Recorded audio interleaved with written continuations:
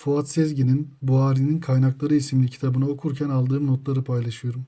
Hadis ilmine dair mevcut çalışmalar hadis külliyatının kaynaklarını tespit yönünden oldukça yetersizdir. Buhari'nin kendinden önce var olan yazılı hadis literatüründen faydalanmadığı, İslam coğrafyasını dolaşarak hadis ravileriyle görüşüp tek tek topladığı sözlü beyanlardan hadis kitabı sahihi telif ettiği şeklinde yaygın bir kanaat mevcuttur. Bu kanaatin yanlış olduğunu, Buhari'nin sözlü kaynakları yanında yazılı kaynaklarının da bulunduğunu göstermek düşüncesiyle Buhari'nin Kaynakları isimli çalışma yapılmıştır.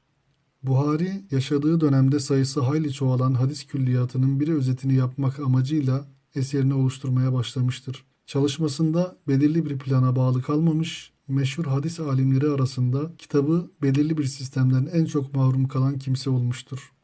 Buhari, rivayet zinciri peygamberimize kadar ulaşan müsned hadis kitaplarının prensibine sadık kalmamış, isnadın otoritesini sarsan ilk kimse olmuştur. Hadis tarihinin ilk dönemlerinde ihtiyaç nedeniyle ortaya çıkan isnadın önemini ikinci dereceye indiren Buhari yeni bir çığır açmıştır. İsnadın ilk defa Buhari tarafından bir ilim haline getirildiği şeklindeki kanaatler sahihi dikkatlice mütalaa etmeden aceleyle verilmiş bir hükmün neticesi olarak kabul edilmelidir.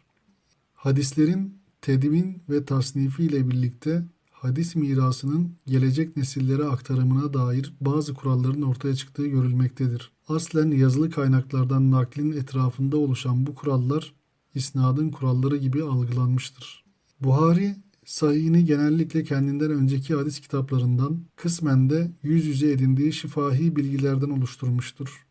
Buhari'nin sahihi bazı açılardan istisnaları olmakla birlikte genellikle çağdaşlarının hadis münevvenatının bir ürünü olarak kabul edilmiştir. Ayrıca sahihin babları da kendinden önceki hadis geleneğinin bir devamı niteliğindedir. Buhari'nin kendinden önceki yazılı hadis arşivi ve geleneğinden faydalanmış olması döneminin bir geleneğiydi. Gizli bir tavır değildi. Özellikle önceki hadis kitaplarının bablarını taklit etme geleneği tüm Kütüb-i Sitte eserlerinde görülebilmektedir.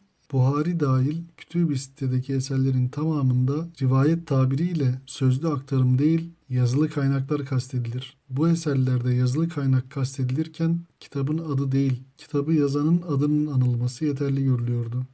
Burada Kütüb-i Sitte'deki eserlerin daha çok yazılı kaynakları referans aldıkları söylenmekte, referans alınan yazılı belgelerin ise Peygamberimizin vefatından sonraki dönemde yavaş yavaş oluşmaya başladığı iddia edilmektedir. Buhari'nin 1000 kadar hadis rivayet eden şeyhle yüz yüze görüştüğüne dair iddialar tamamen temelsiz olup bunların sayısı aslen bu sayının 1/4 kadardır.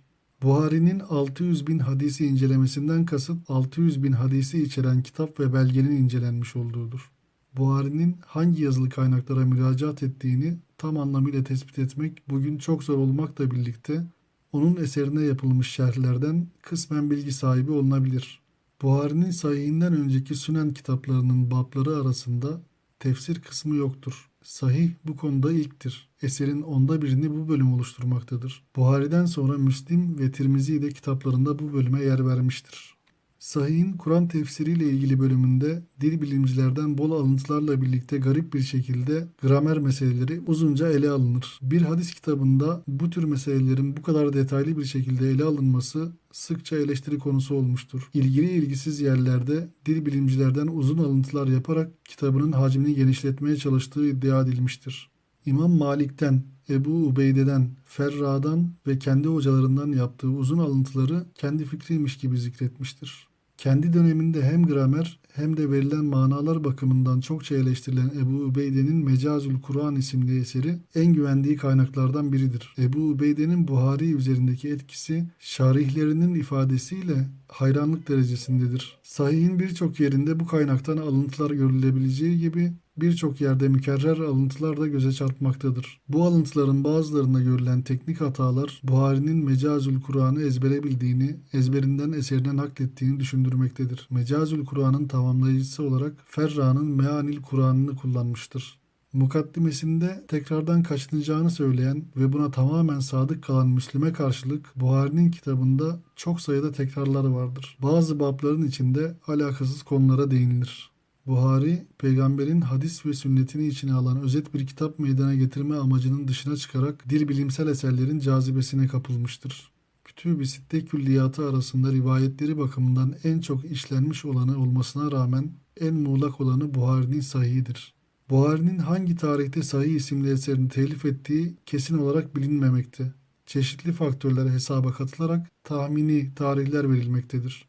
Buhari'nin eserinde tespit edilen bazı hatalarla babların düzenine ilişkin eleştiriler şarihleri tarafından genellikle müstensilerin hatası olarak yorumlanmıştır. Bazı ufak hatalar bu şekilde değerlendirilebilirse de eserin genel durumuna bakıldığında bu değerlendirmelere katılmak pek mümkün değildir. Aynı kaynaklarda müstensilerin bazı ilaveler yaptıkları dahi iddia edilmişse de müstensillerin eklemeler yapması söz konusu değildir.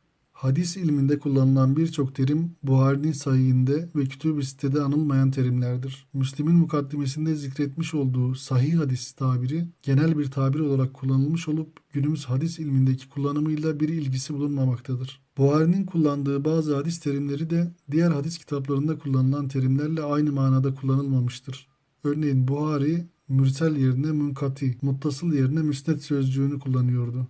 Buhari'nin sahih telifinden az bir zaman sonra kazanmış olduğu takdir ve itibara rağmen hadiste müsned, sünen, camiler oluşturma döneminin sona ermeye başlamasıyla muhaddislerin yoğun eleştirilerinden kurtulamamıştır. Eleştirilerin yoğunlaştığı dönemde şerh, izah ve ikmaline yönelik çalışmalar da artmıştır. Eleştirilerin odağında genellikle ravi ve senet kritikleri bulunmaktadır. Bunların ilki Darekutni'dir. Senet kritiklerinin dışında örneğin Bakillani gibi alimler tarafından bazı hadisler mantıken kabulünün imkansızlığı ileri sürülerek reddedilmiştir. Buhari'nin eserinde en sorunlu taraf talik olarak adlandırılan isnatsız hadislerdir. Bu sebeple sonraki muhaddisler Buhari'nin Sahih'ini Müslim'in kitabından daha aşağı derecede görmüşlerdir. Buhari genellikle müsned hadisleri bir araya toplaması gerekirken kitabında bol bol muallak hadisleri toplamıştır. Eserinde 1341 muallak hadis bulunmaktadır. Nevevi'ye göre tekrarlar çıkarılınca Buhari'nin Sahih'indeki hadis sayısı 4000 civarındadır. Hadis edebiyatının kaynaklarıyla ilgili en önemli meselelerden biri, hadislerin yazıyla kayıt altına alınmasına izin verilip verilmediğine dair tartışmalardır. Peygamberimiz hayattayken hadislerin kayıt altına alınmasına izin verilmemiş. Sahabe döneminde de bu yasak devam ettiği halde eli kalem tutan bazı sahabelerin hadisleri yazılı olarak kayıt altına almalarına izin verilmiştir. Bu ilk yazılı belgelere cüz, sahife gibi isimler verilirdi. Bu ilk yazılı belgeler Hicri 2. ve 3. yüzyılda meydana getirilen meşhur hadis kitaplarının doğrudan ve dolaylı kaynakları arasında zikredilebilir. Bazı kaynaklarda ilk hadis tedvinine Hicri 3. yüzyılda başlanıldığı iddia edilse de tedvin çalışmaları Halife Ömer bin Abdülaziz döneminde Zühri ile başlamıştır. Hadisleri ilk isnad eden de Zühri'dir.